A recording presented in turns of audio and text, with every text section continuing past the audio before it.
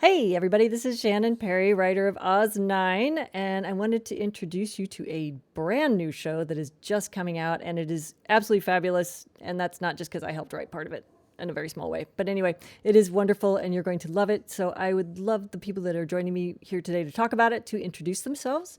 So we have with us today Tiffany Smith and Jonathan Pezza. And who would like to go first?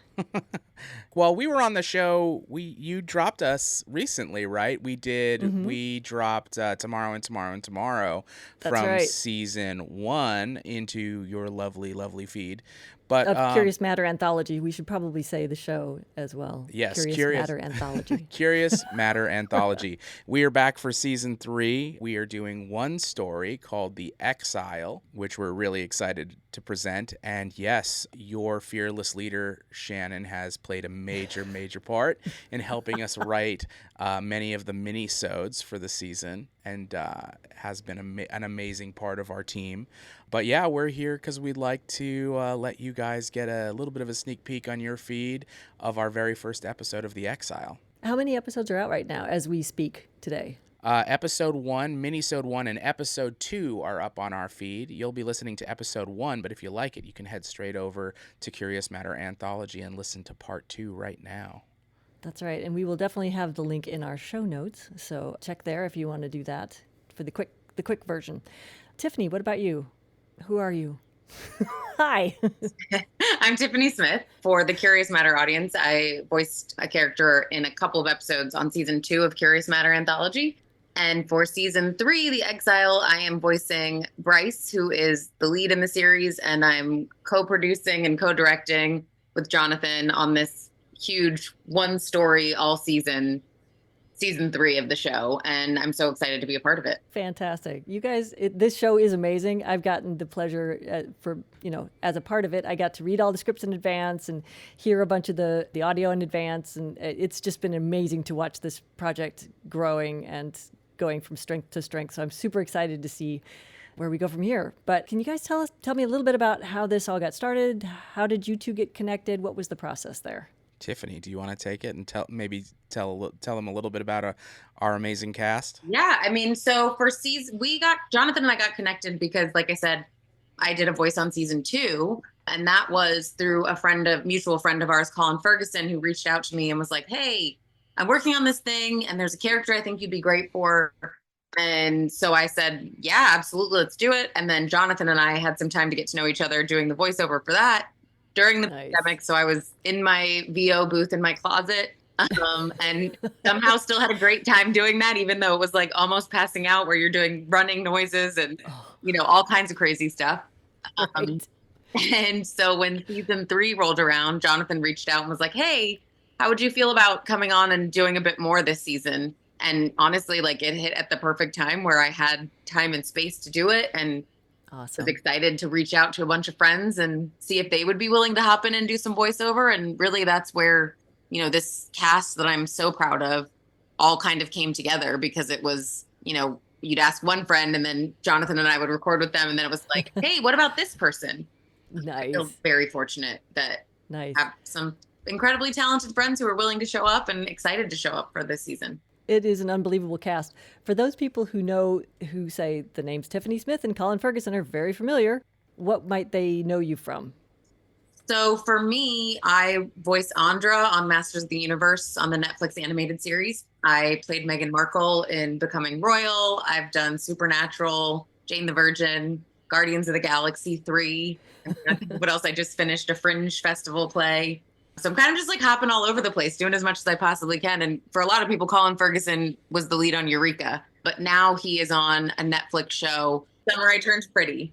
So yeah, so those are some of our different titles that people may know us from. And just also, I've been a host for a really long time in the geek space. So I did stuff for DC and Marvel, Nice. Fandango, and just a lot of nerdy stuff.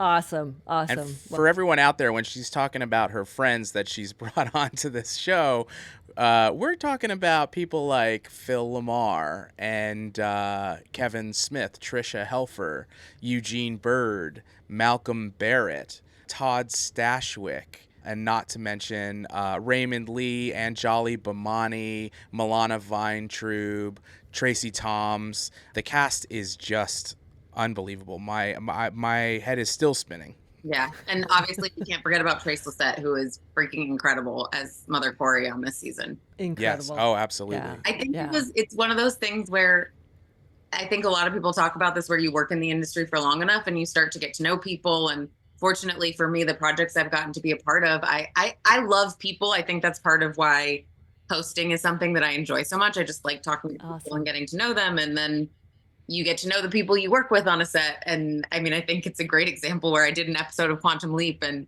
Caitlin Bissett and Raymond Lee we've all become really close. And so when this came up, I was like, hey, do you guys want to pop in and do some voiceover? And, you know, even Eugene Bird was on that episode. I knew him before we did the episode, but Oh, how funny. yeah. So it's just, I mean, it is that kind of thing in this industry. I think when you work with people who are kind, awesome human beings who also are incredibly talented, it's my goal for my entire career and keeping going forward is to keep pulling those people into any project that I possibly can. Oh, that's awesome. That is the best. It's so funny because Jonathan kept like, he'd text me every once in a while and be like, so and so's coming on the show. And I'd be like, oh my God. And then a few days later, so and so's coming on the show. Like, holy crap. Like it just kept getting richer and richer. Yeah, it was awesome. It is awesome. I'm so proud of, like I said, the cast, and so proud of the scripts and the writing and everything. Because even, I mean, Jonathan and I joke, but I was like, he wrote like over 400 pages. And then it was like, oh, also we're going to do minisodes. And I was like, are you writing those by yourself? And he was like, no.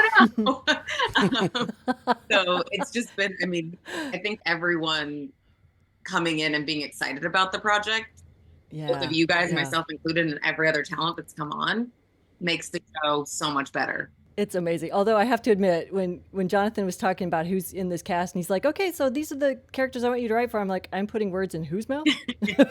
I'm sorry, who now? Like that's intimidating, you know, for us, for me anyway. But it's just it's incredible to hear your words in the mouths of the people who are just these amazing talents who just make it sing, and it's glorious and gorgeous. And then of course Jonathan does this unbelievable sound design, and the whole thing is just magic. It's just a magic project to be a part of. Well, thank you. We're really excited now that the show's coming out for people to get to hear this and go on this insane journey. I don't even think we've said exactly what the Exile is yet. So for whatever. The Exile is a police thriller based on Mars that takes place 150 years in the future on a halfway terraformed planet in a city called Marsport. It is a noir thriller, and it follows a disgraced ex-Earth FBI agent named Bryce Gordon who finds herself exiled to the planet. It just follows her adventures there as she gets kind of dragged into a really central moment in humanity's future history. Yeah, and I keep telling people, I'm like, it's a crime noir sci-fi set on Mars. So if you like noir, if you like sci-fi, this is definitely something that I think you'd be into listening to. Because there is like, it's what's amazing about it is that Jonathan takes public domain sci-fi stories and novels and adapts them for audio dramas. And so these are just awesome sci-fi stories that maybe somebody's already read or maybe not. And then we kind of just tweak it, where it's like part of what I was so excited about when Jonathan first talked to me about this story in particular was he was like, we're gonna switch the gender of the lead that's in the book because I think you would be great in it. And that's something for me that, like, as an actor is so exciting, because so many times in sci-fi or just in stories in general, like there's a lot of male roles that are just so much more in depth and have so many more layers. And so getting to play a role like this and voice it was so incredible and so much fun. I mean, it makes me always think of like Alien, where Ripley was supposed to be a male character. Right. And Sigourney Weaver came in and crushed it, where you're like, yes, more of that in sci-fi, please. Yes, absolutely. Yeah, exactly. Yeah, I love finding new ways to retell the stories.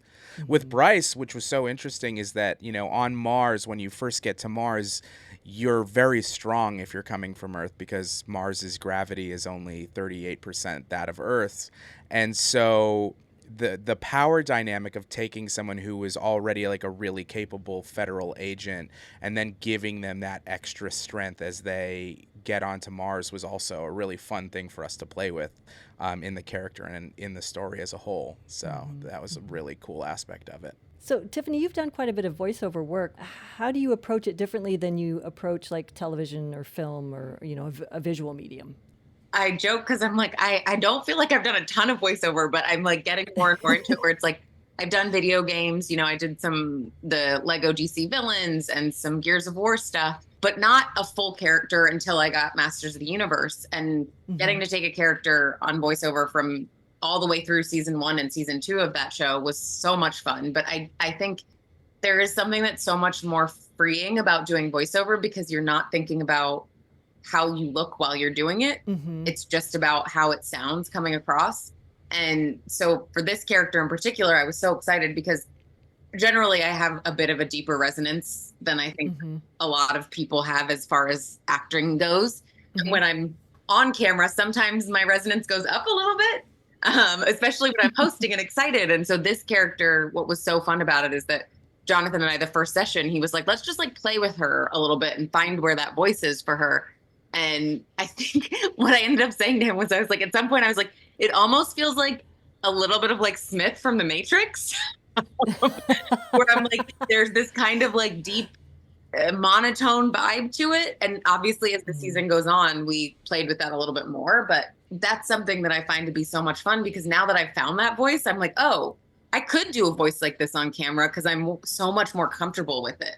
Nice. Yeah. It is definitely a do not mess with me voice. Yeah. And I think with Jonathan and I both, like, and he can speak to this too, but it's been fun working with all of the actors coming in and allowing them to have that freedom to play a little bit more than maybe they do on camera, because a lot of the voiceover actors, a lot of the actors that we brought in, it was their first time doing voiceover. Nice. So that was also putting a lot of trust in the two of us that we could direct them to a place that was exactly what we needed. So, I mean, Jonathan, you can hop in and anything you have to add on that. That was actually my next question, Jonathan, for you was how did it feel directing people of this caliber? Oh my gosh. I mean, I got nervous in a couple moments. I think that's only natural, but when you're trying to make something that you have this limited amount of time and you just have to get it done. So your sole focus just becomes that. So you don't really even have a second to think about, oh my gosh, I am, Kevin's my hero. I'm directing my hero. How you don't even have a moment to think about that until it's over, and then after the fact you're like, wow, that happened. But no, I think you come from it with the interest of trying to find the character and trying to find the voice and trying to find the specific reads that you need that give you a sense of movement and place. Because we don't have cameras, everything has to come out of that voice performance and the inherent body movements that you believe are happening as those lines are read. And so you're really just focused on that, on finding both the character but also a little bit of the technical aspect of presenting a physicality with only sound. And I think that's a big difference even for me, where it was learning from going to animation voiceover, where so much of it is you can't use the body movement because you're gonna add efforts and things after that. So it's, yes, you only want to have it coming from the voice, but what's so fun about this show and it being that binaural experience is the fact that like he wants to have the movement sound sometimes, where it's like that only adds to the layers and making it feel more like you're immersed even more in it in a different way. So that was definitely conversations we had with people where it was like, it's okay for you to move your body around, because sometimes with animation voiceover or video games, it's like, no, don't move. We don't want to hear your clothes. We don't want to hear the movement. We're going to put that all in later. So that was a lot of fun. And I think, who was our first person that we recorded with, Jonathan? Aside from me, was Trisha. Yeah. So I think like what was so fun about even just finding the voiceover direction for us on this one was Jonathan and I hadn't talked about me helping with doing voiceover direction, but I want to be there to read with people, because I know as an actor, especially in the time that we had been in from the pandemic and not being able to actually interact with other actors, that I was like, as much as I can be there and read with people, I want to be there. And so we had Trisha and we were, doing it. And fortunately for that session, we were actually in a studio, all of us together. And so I just remember we were doing stuff and it was like, Jonathan would be giving notes. And then I just kind of, as an actor sitting across from her, where I was like, she knows this is our project. So I would kind of just like throw little things in here and there. And I remember leaving and messaging Jonathan and being like, I hope that that was okay that I just jumped in with some direction because we had not talked about this. Like, I hope it wasn't like me stepping on toes or Oh, I anything. think that would be perfect, getting the actor's perspective as well. Like, yeah, hot dog. Yeah, the moment she started like chiming in and started working with the actors as well, it was amazing because I was listening to her experience as an actor, but also inherently as a director, and learning from that the whole time. So it almost immediately became a partnership in the voice directing for the season. That sounds awesome. And I have to say, I think it's from one, just getting to do more voiceover, but getting to like doing DC All Access. I got to interview Andrea Romano, who is one of the best voiceover directors that there has ever been. And then working with Colette Bennett Sunderman on Master of the Universe and just like seeing how she works and listening to the things that she says, where it's like, I joke, but I think anyone I work with, I immediately think of them as a mentor, even if they don't know that they're doing it. I'm like, how can I absorb some of your knowledge and some of your expertise and take that with me onto the next thing? And so I feel very lucky that some of that, even like a minuscule amount, has sunken into me being able to then talk with other actors and maybe get a performance that we are really excited about. That's, I mean, seriously, that's like the dream. Speaking of dreams, it's every podcaster's, particularly every audio fiction podcaster's dream to get a cast like this assembled. So selfishly, I'd love for you to tell the other actors out there why they should consider audio fiction podcasts as a place to play, a sandbox to play in. I mean, I think off the bat, it's kind of like what I talked about before, where you don't have to think about how you look on camera while you're doing this. And you don't have to think about what facial expressions you're making. So it really frees you up to just use your voice. And I think that when you think about like the time that we've been in and there not being so much new television or films or things being so expensive to make, that doing something like this, you could tell a sci-fi story that is massive and in such an incredible way, and know that on the one hand, these are more likely to get made faster because of the fact that it's financially a little bit easier. And the other hand, I also think too that it's like Jonathan and I have talked about this, where it's like, what other mediums can we take this to? Right. 'Cause I think there's so many times where you pitch a story and it's like written on a pitch deck, and that's exciting and great. But having this as developed as it is, it's like, okay, here's what we've got. How can we parlay it to an animated series? How can we parlay it to a TV series or a feature? Yeah, this would make an awesome comic book too. Yeah, comic book, tabletop RPG, and animate, and like adult animated series are like the things that I think that this has like a real opportunity to kind of move into. And taking all those same voices with it would be amazing. Yeah, for sure. Oh, fantastic. So what are you most excited about with the series? For me, it's Curious Matter Anthology from the beginning has been about figuring out how to tell stories in audio that felt like movies, that were as immersive and emotional and just drew you in the same way a great movie does. And what I'm really excited about is I think that this season is the culmination of 2 seasons of R&D, where what the audience is going to experience in this season is going to, I hope, rival any other experience they can get in any other media. Absolutely. Tiffany, what about you? What are you excited about most for people to hear?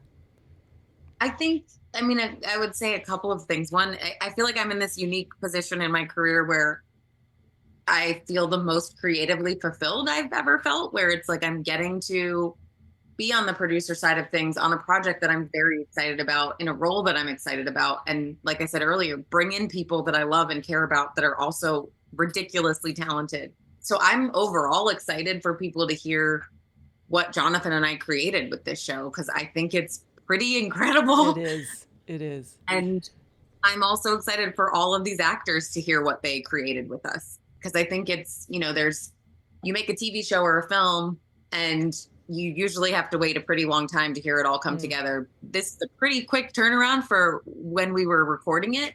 And I think that, we've said this, but where it's like, as soon as people hear what has happened from the voiceover recording booth to what Jonathan has done with it, it's like you can see it in their eyes when they're hearing it, that it's like, oh my gosh, like this is awesome. And you're like, I know, right? Yeah, So it's incredible. His sound design is, top notch. So yeah, and I also am really excited about people hearing the minisodes, because I think it's such a unique way to do an audio drama. Because I think sometimes you'll see it in television shows where it's, something like Lost, where it's like they went into specific backstories for each Right. person.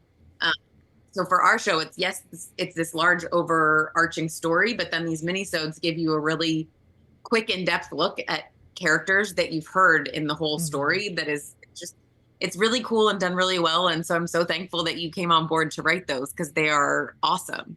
Yes, thank you so much. We couldn't have done this without you. Oh, well, thank you for inviting me along, because that was so much fun. I'm just thrilled to be a part of this in any capacity. Jonathan, could you talk a little bit about your ideas for sound design? Did they happen? At what point do you sound design this thing? In your head as you're writing it? Do you know what it's going to sound like before you start? Does it kind of evolve as you're doing the actual editing? How does that work? I think it starts because I storyboard it in my head. And so I know what the scenes are supposed to move like before I know what they sound like. I know where people are coming from, where they're going.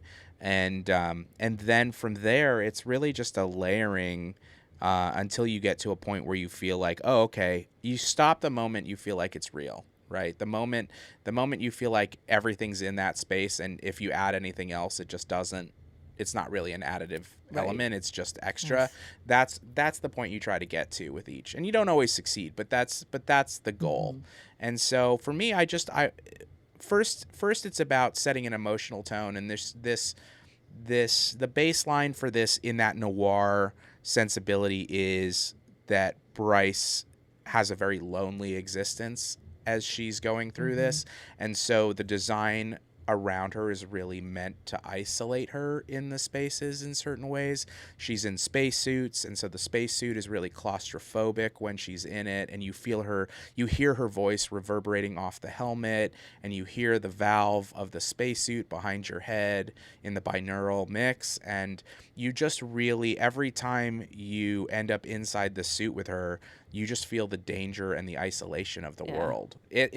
The idea that you're living your entire life inside that suit, and that everything and everyone you are forced to touch or interact with is through that barrier is a really powerful, like, emotional component in our story, and also is a really big divider line for the haves and the have-nots. And like the people that are forced to live in what we call the shanties, which are these slums outside of the domes where people live their lives mostly inside using suits, and people who live in the domes who don't have to do that.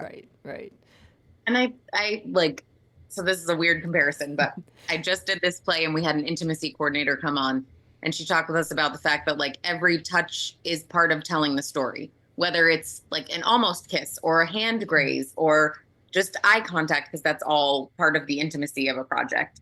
And so it's interesting because it's like, when you think about a binaural audio drama like this, it's all of those sounds are part of telling the story too. So it's not just, oh, this sounds cool. Right. And I remember early on, Jonathan even said to me, he's like, well, there's actual sounds from Mars and we get to use those now. So where he's talking about the stuff where it was things within the helmet and how it is telling part of the emotional story of everything. I think it's because I don't edit or do sound design that way.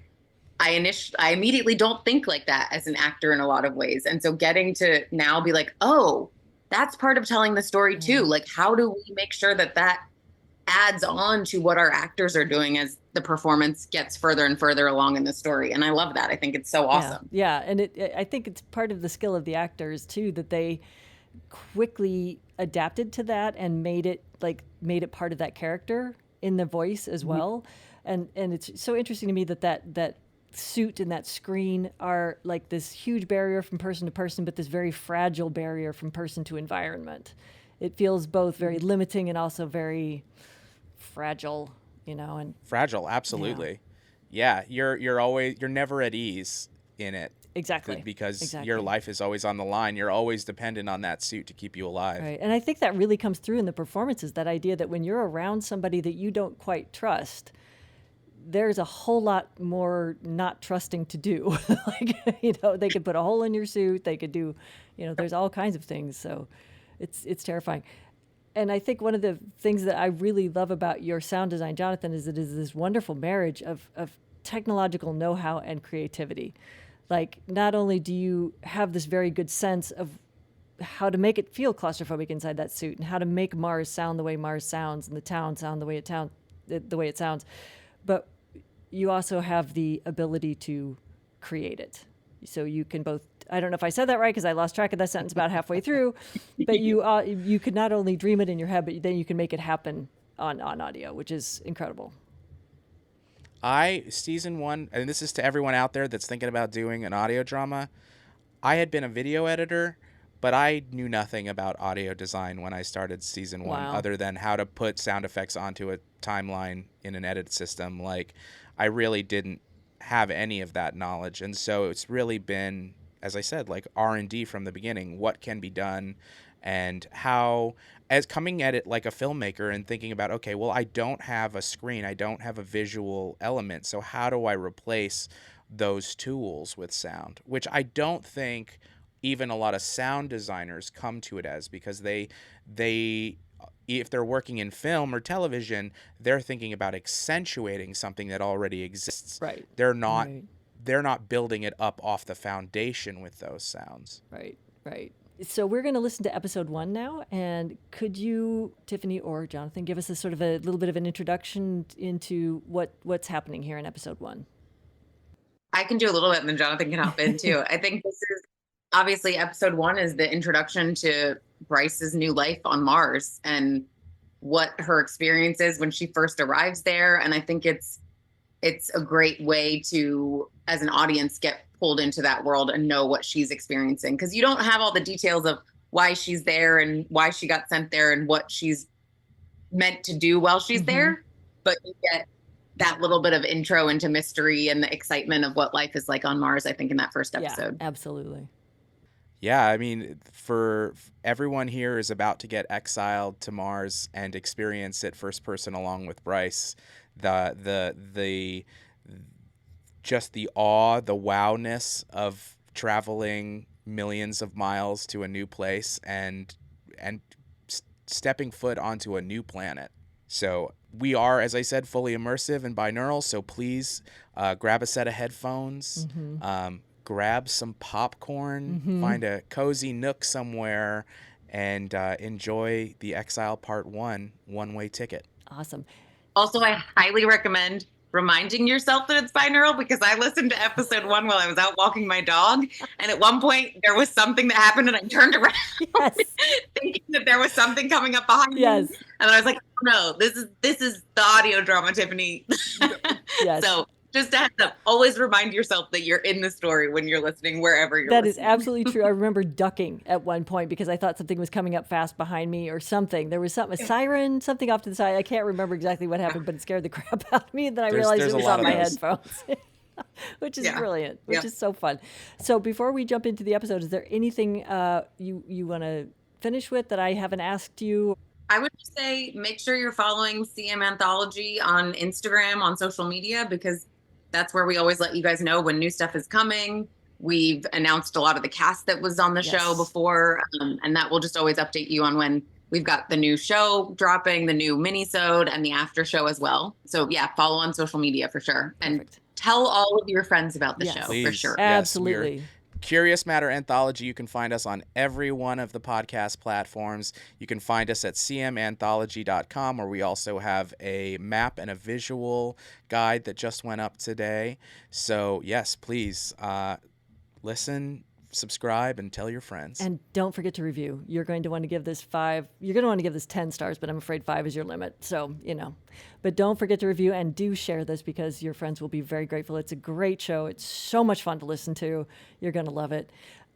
Tiffany, would you mind very much if Bryce took us into episode 1? Oh gosh. Let me see if I can get there. I was exiled from Earth and sent to Mars. This is my journey. I would say enjoy it, but it's not all shiny roses or new suits for that matter. Be safe. Awesome. Thank you Awesome. so much.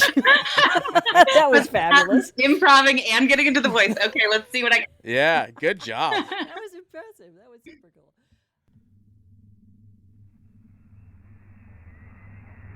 Mars Gateway, this is Icarus 2 requesting entry burn. We hear it loud and clear, Icarus 2. You are cleared for a burn drop at marker 2. Into Gateway and triggering burn down.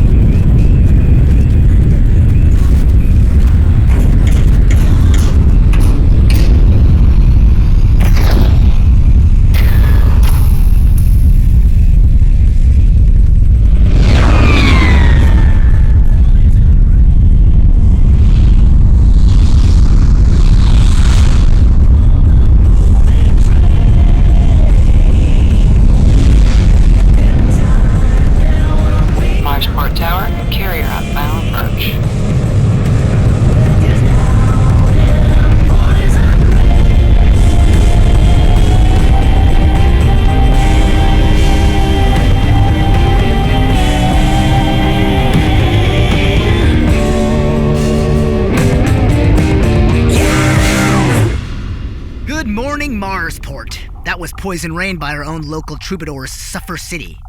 This is Epidemic Radio, and I am your cure. Rand, as always. Today is going to be a balmy 79 with a low tonight of minus 103.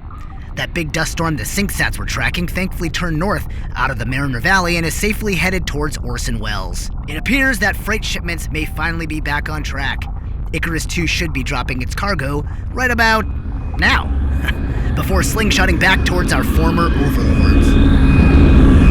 Then arriving at Gate 3. Please stand clear of the gantry. In local politics, it appears to things been going for Mazia Nolan, whose reformer platform is in stark contrast to the Wayne administration. Please proceed to a customs terminal for processing. Nolan is holding a rally tomorrow night in the District 3 amphitheater. Should be a party, if you know what I mean. Be safe out there, kiddos. All fruits and vegetables must be reported on Form 11B. Step forward, please. Name and reason for trouble. Bryce Gordon. And I'm not really sure how to answer that. Place your arm under the scanner. Hold on right here. Sir, we have a yellow card. I was told to ask for refugee status in accordance with the charter. Just a tick. Yep, she's a G-man. Big one, too. Solid green by the look of her. Ah, okay. Copy that, son. Ale, processing room 3. Over to the left. You're my yellow card, huh? You're a tough-looking customer, aren't you? I guess I am. I'm seeking refugee status in accordance with the Charter of Terran Colonies. That's a dangerous word around here. Refugee? Colony. This here is a sovereign republic. We ain't no puppet state like the other dirtballs. Not off to a good start, G-man. I'm sorry. I was informed during deportation you had to accept my application for provisional settlement. I could just as easily let you starve to death here in the terminal. Look, I'm not here to make trouble. Oh, I'm just yanking on you. We love refugees. Okay.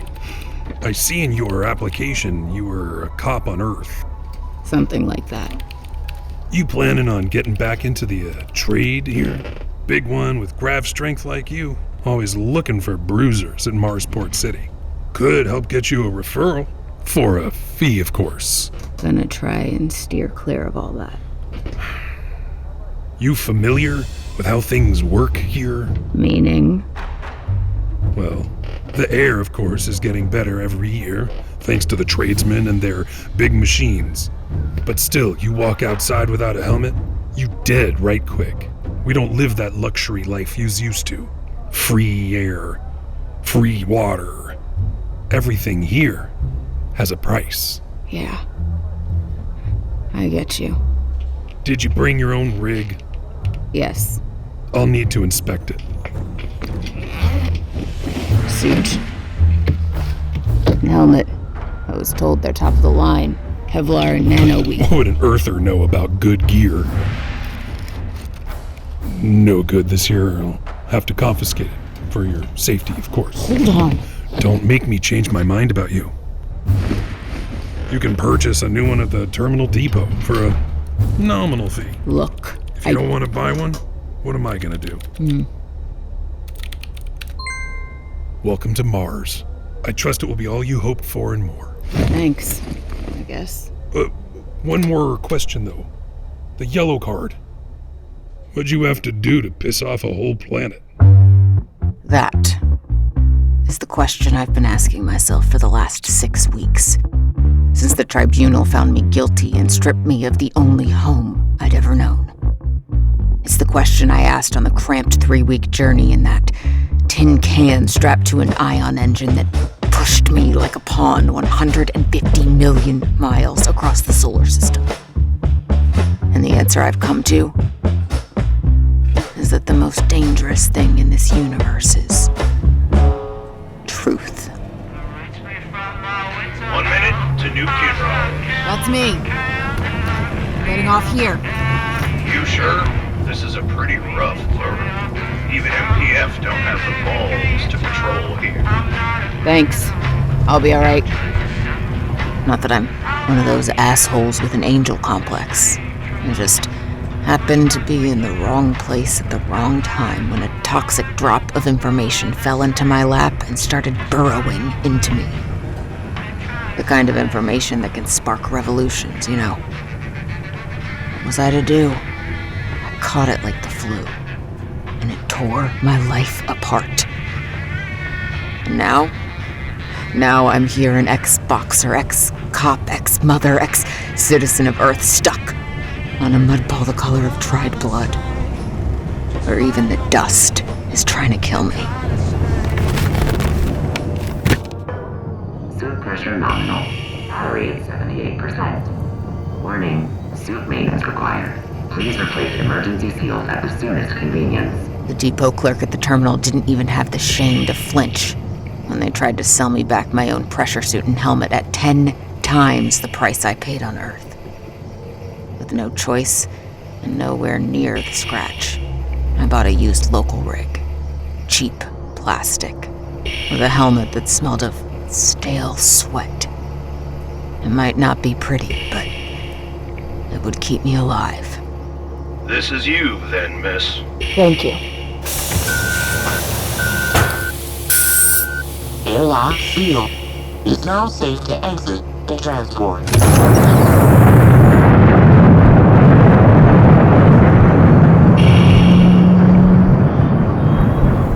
New Kinross had a dome at some point. A giant vinyl, fabric, and Kevlar bubble like the ones dotting the rest of Marsport. Little more than giant balloons held aloft by the pressure differential created by the air inside. The giant concrete balustrades that had once held it in place were now only a graffiti-covered Stonehenge-like ruin, ringing the dilapidated neighborhood. Hey, lady! You need a convoy? I get you wherever you need to go safe, allez? 15 chits, fair deal, Lily. I'm good. NK not safe for nobody these days. Tell you what, call it 25. The knife on my belt keeps the hungry, sunken eyes in their patched disposable rigs at bay. This is the kind of place no one cares about. Not the cops, not the gov. Not even enough to provide these poor sods here life-giving air. No one looks too close at the things that go on inside the hermetically sealed buildings of New Kinross. And that suits me just fine. I don't know you. This the chicken coop? I'm looking for Mother Corey. Hobble off and try your game somewhere else, kid.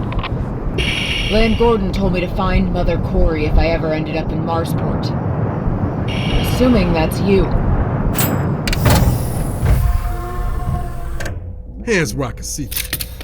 What's about to be a really bad day. Take that knife out of sheath and toss it over. Land's been a corpse 3 sols. Gov pinned him with multiple homicide and made him take a long walk with no rig. So I doubt he's been saying anything to anyone about me. Goddamn.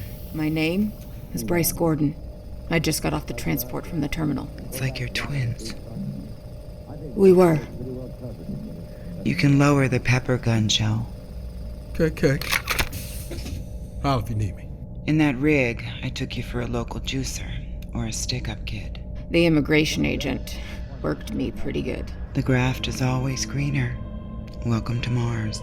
I take it you need a place to flop. Among other things. Follow me, sweetness. Let's see if we can get you taken care of, only as Mother Corey can. The coop is bare bones, but it's safe. I have arrangements with the local crews, and we don't see much of the MPF here. Nobody bothers my tenants, or they answer for it. You can buy water from me or my grandson Shell downstairs. Your grandson? Mother breeds like the best of them. Kid's got a head full of regolith, but what can you do? Blood is blood, right? Cleaning sand is free, comes from the tank on the roof. The head is shared, of course. Reclaimer in the basement recycles everything, and we waste nothing on Mars. Sounds good. Your piss and shit, it all comes here. All of it. That's the deal. I get exclusive rights to your bio-waste. Gotcha? And how do I even... Zood'll store your urine. Just dump it here. And the other stuff? Oh, that's up to you, baby. This is you. 301. Fuck off! What the hell, Corey? It's eviction day, motherfuckers. We pay rent. Out. Take care of the other one for me, would you, hun? Hey, sorry about this. I didn't say kill the poor man. Sorry? Bitch is all hulked out on Earth strength. Jesus. Get with the show, doll. 37% Earth gravity makes you Superman. You get it? I mean, I knew that I was going to be stronger. Wow. Goddamn G-man. What does that even mean? 1G demon. Hey, Flopper, you dead? I don't think so. Grab your friend here. If you can find someone else to share with, you can stay. Otherwise, cheers. Oh, okay. Come on, man. Get up. Okay. Get settled in. Strength like that, it could find you work if you want it. Thought I'd try my hand at the tables. Always cleaned up on Earth, and I hear the security in the dens is, less than cutting edge. I brought a little help with the odds. Oh, snuck a scrambler up, huh? I've got plans. I just need a local fixer who knows the lay. A lady after my own heart. My taste is 15% here on, and that's the friends and family discount. Also, you let me know if you decide to hawk that gadget before you offload it. Call it right of first refusal. Only fair for your dear mother, right? Understood. I don't plan on being here long, though. You got somewhere else to be? Just need to earn enough to buy my way out of this mess. Got a thing for the blue marble, huh? Something like that. Someone more like it, but that's no concern of mine, baby. Word of warning, though. There's an order to things here. Don't get dead playing with fire and all that. I'm a big girl. Get some rest. You look like the devil dragged you in. Thank you, Mother Corey. Mama's got you. And sorry about your brother. He was a good kid. Did he do what they say? Does it matter? To me? Yeah. He said that about you. Mother Corey was wrong.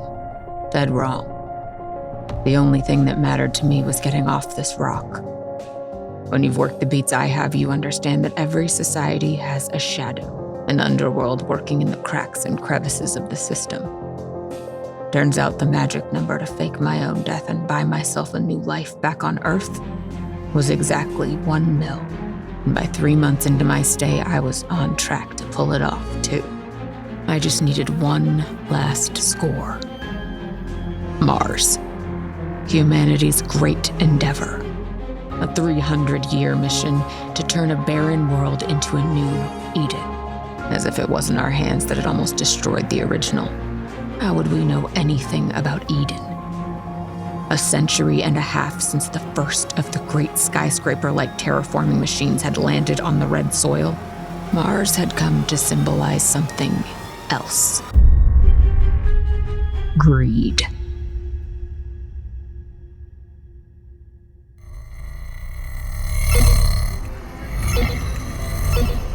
Last call for bets. Please confirm your selections. Let it ride. Everything on Diamond Lagrange 4. No more bets. The orbit is now locked. Diamond Lagrange 4 wins. What a streak! The lady wins again. Please collect your chits or bet again.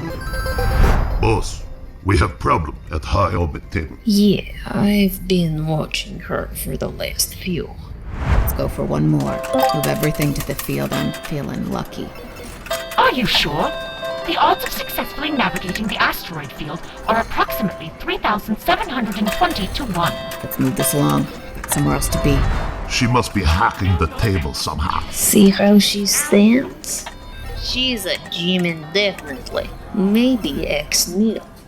Could be on leave. The last Terran Marines pulled out more than a year ago. Oh, no. These ones are tourists trying to pull a fast one and then rock hop. How do you want to handle it? The asteroid field wins. What a streak! The lady wins again. Please collect your chips or bet again. Pay me out. Hurry up. You know what? Grab Tom and 2 others. I want to talk to her first.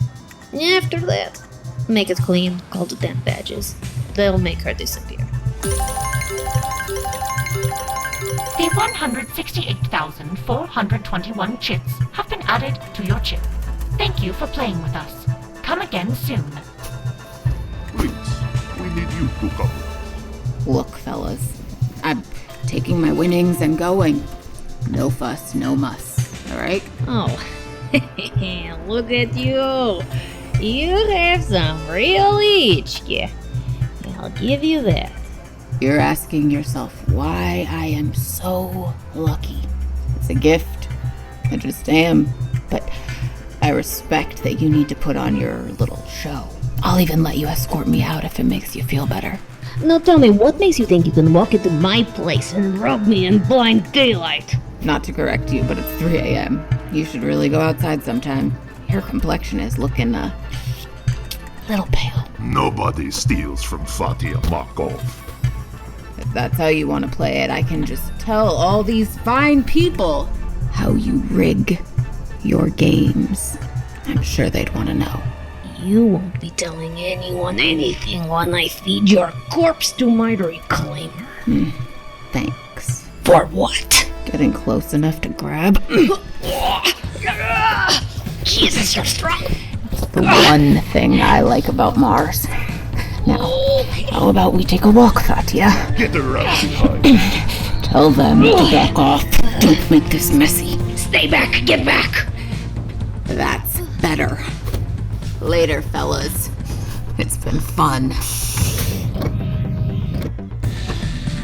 Thanks for the dance, Fatia. That's too much. Halt! Marsport Municipal Police. Hands against the wall. You are under arrest. Officers, this was all just a little snafu. I'm sure we can find a reasonable and lucrative solution. Now, what took you so long? Kill this Katina. Okay, so I guess you already made a deal. I just want to say one thing. You have 5 seconds. I'm really glad guns and domes don't mix. She's begging for it. 5468 requesting backup. We have a female G-Man foot mobile fleeing north in the red light district. Just gotta get to the roofs. Backup en route. That's a negative on surveillance.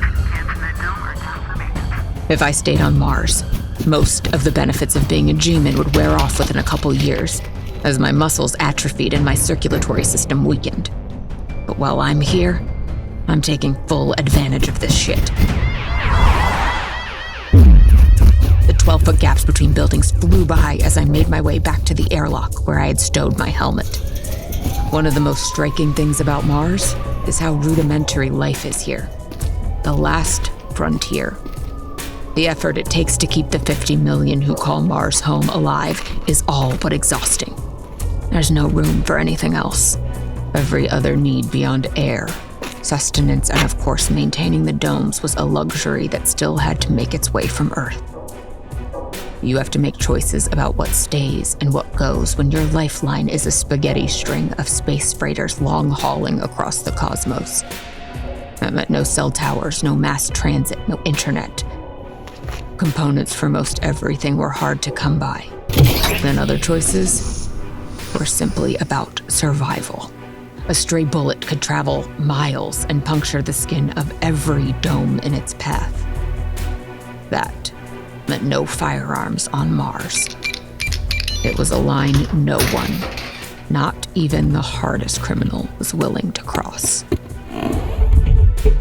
Suit pressure nominal. Battery at 96%. Warning, suit maintenance required. Please replace emergency seals at the soonest convenience.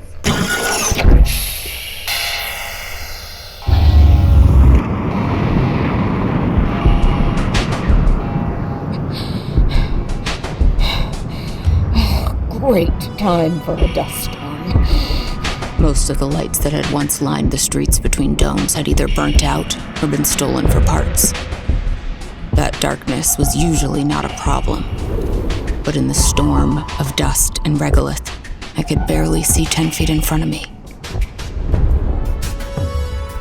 Hey there! It was almost like a ghost materializing out of thin air when I first caught sight of him, standing in the middle of the road. Looks like you're in trouble, friend. Maybe more than you know. The face smiling at me through his helmet was young, handsome, maybe too handsome, and with a smile cockier than a car salesman. You have 2 seconds before I go around you or through you. The choice is yours.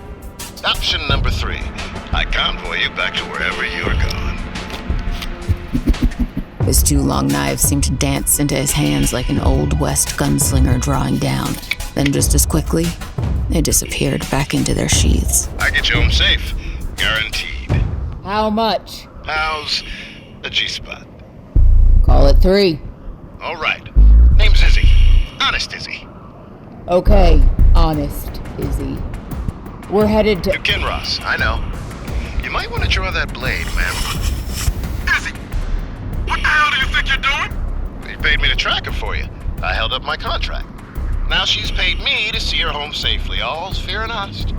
Green aircraft, hombre. 7 of them appeared out of the storm all at once, armed to the teeth with clubs, bats, and knives. Give us that ship and we'll let you live, G-man. I recognized their leader at once, Mother Corey's grandson. 7 against 2, if Izzy was indeed honest, weren't the worst odds. It's just biz, not the person. Or make us take it from you. And you gonna water the sand right here. Shell, I promise you are going to be the first to drop. Are you still with me? By your side, boss. Good night, Bryce. They all came at once, except for Shell, who disappeared into the storm.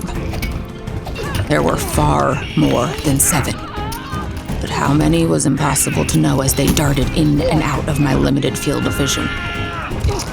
One after another they came in, one after another I beat them back, cutting away at cheap plastic and smashing in the thin plexi.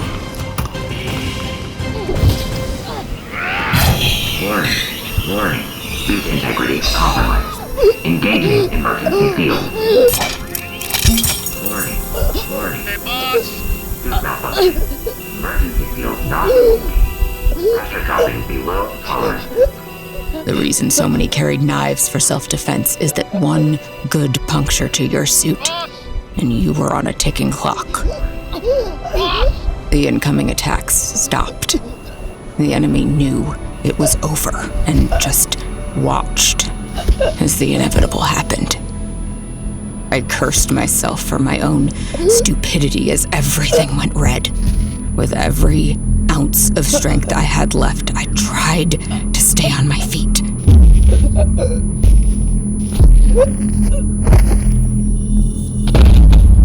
Then all just went black.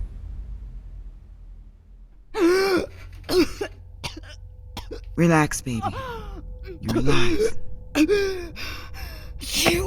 No, Bryce. I had nothing to do with it. The shit made the play on his own. The kid patched you and brought you to me. I keep an epi booster on hand. Even so, it was touch and go for a minute there. You've been out for 18 hours. Glad to see you came through it, boss. The money. They took it off you. I couldn't stop them. I'll get you your fee. Just need to get to my room. I didn't keep our deal. Wouldn't be honest. Kid has 3 broken ribs. I'm alive. I'm home. You did your job. I'm afraid there's more. Shell and 2 of the shits he runs with broke into your room. My stash. Under the floor. They got it all. I was asleep upstairs. Shell barred my door from the outside, and by the time I busted through, they were gone. I know he's your grandson, but I am gonna find him and burn him alive. No, you're not. Tell her. You got bigger problems. The heavy whose parlor you hit last night ain't no petty player. She's Big 7, largest cartel on Mars. Not top of the pyramid, but high enough to call a hit. Shiny enough that every dirtbag and badge alike will be coming for you. Fuck. Normally, the play would be a seat on a freighter. What are my other options? You could nullify the hit. Pay the police the join-up rate plus your bounty. Put on a badge and it becomes a shield against all of this. But then the MPF owed you. What's the bounty? 3 mil.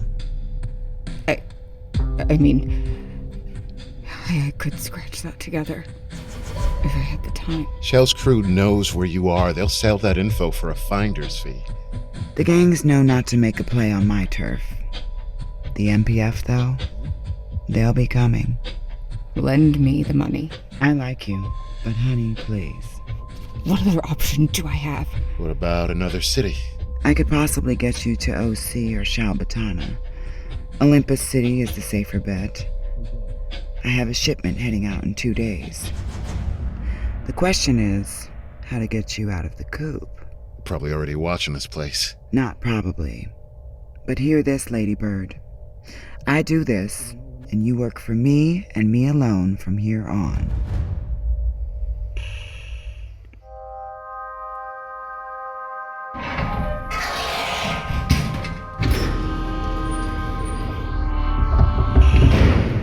Turns out, New Kinross had an interesting secret. It was one of the very first domes on Mars. Whoa. It had been built directly above the original colony. The first pioneers to brave the new world had built their homes safely beneath the surface in the massive inert lava tubes that crisscrossed the planet. Mother set up in the coop here entirely because it still had access to the network through the sub-basement. A smuggler's paradise.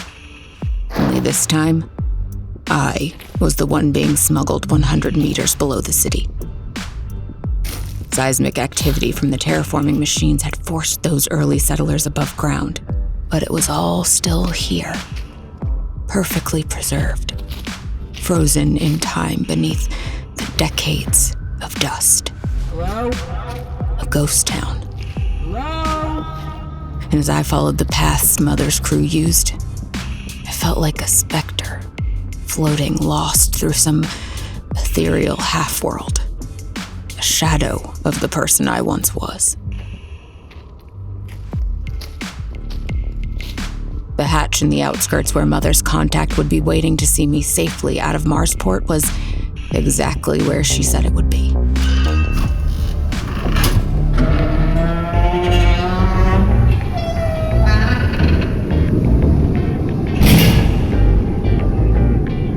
The domes were more than a mile to the west, and as the vast Martian landscape stretched out before me, I couldn't help but smile.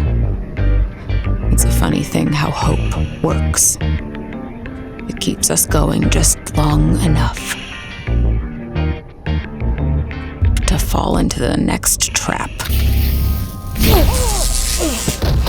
She's down.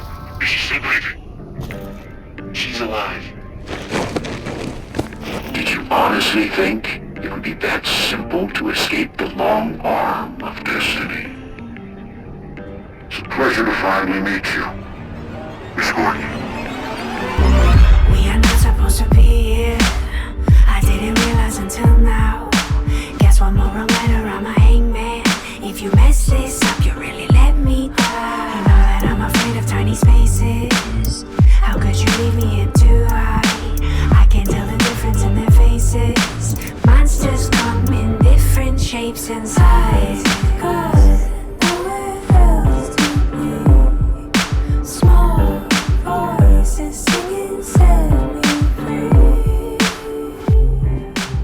I hope you enjoyed this installment of The Exile. If you just can't wait for that next episode, did you know that you can listen to it right now? That's right. You can get early access and ad-free listening to every episode in the series through our brand new CMA Universe Plus subscription, exclusively on Apple Podcasts. You can also connect with us online on Facebook and Instagram under the handle @CMAnthology. Want to dive even deeper? Join us for a live listen. Meet the cast and go behind the scenes in our after shows presented at twitch.com/fnfunny, 7 p.m. Pacific time on the Tuesdays each new main episode airs.